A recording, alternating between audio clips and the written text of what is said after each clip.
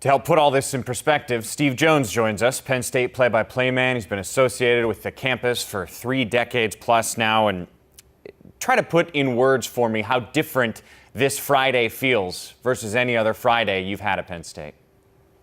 Well, first of all, Mike, to the alleged victims and their families and friends, they're in the forefront of everyone's thoughts here in State College and at Penn State. And as for a Friday, it's a Friday unlike any other that we've experienced here in all the time I've been here. At the same time, the cars are pouring into town and people are still going out to establishments, and obviously the talk is completely different on this Friday night in those establishments than they ever have been here. And it'll be very interesting to see how all this comes out this weekend. Can you give me some form of an insight on the mindset of the current Nittany Lion players?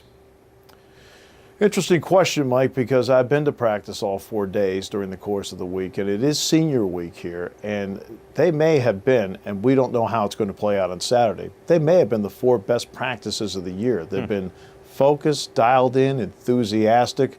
Obviously, they received a tremendous shock on Wednesday when they found out that Joe Paterno was going to retire. That was emotional. Then, of course, the shock for them that he would not be on the sidelines anymore here at Penn State, and then having Tom Bradley as the interim head coach run the practice and be the interim head coach on Thursday. So they've been through a lot, yet despite that, to their credit, they actually have been pretty dialed in as to what they need to do football-wise. When you walk into the stadium on Saturday, what do you expect the atmosphere, the fans, the mood of the day to be? Mike, that's a great question, and it's something I just don't know. I think anytime we do an athletic sporting event, and you've been to so many and you understand, you get a real feel going in as to whether it's going to be an atmosphere that's down or an atmosphere that's really up. This time it is as unpredictable as any I've ever seen in my career. Have you been told of anything before, during, or after the game that will happen that will be out of the norm?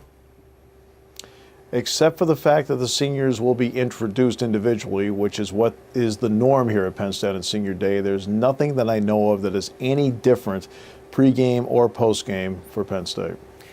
Steve, before we let you go, so many quality people have come from this institution. Yeah. How does Penn State football begin to restore their reputation nationally?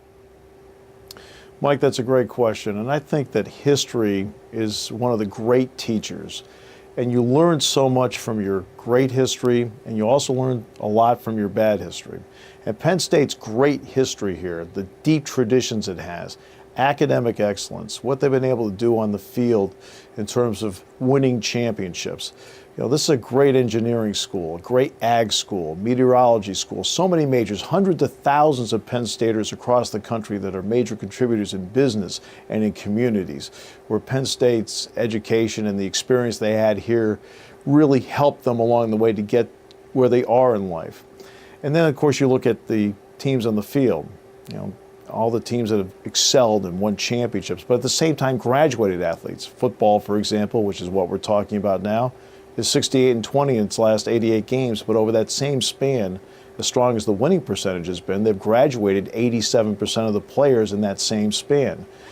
But you also learn from your bad history, and you look at the bad history that you've experienced, and you draw from that and do everything you can to then make things better so that you combine your great history with the adjustments you've made from your bad history to make a much better atmosphere for everybody. Well put. Steve Jones, we appreciate your perspective now as much as ever. Thanks for the time. Mike, thank you.